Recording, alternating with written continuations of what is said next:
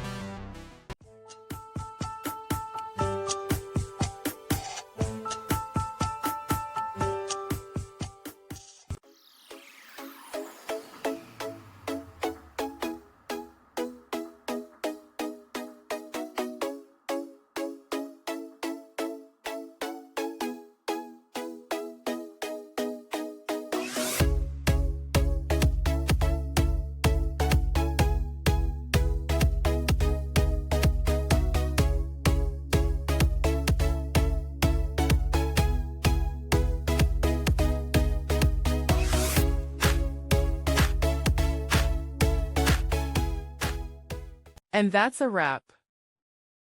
I hope you found the answer you were looking for. If you did, take a second to hit that subscribe button. It really helps out. And let me know in the comments which solution worked best for you. See you next time in the debug zone.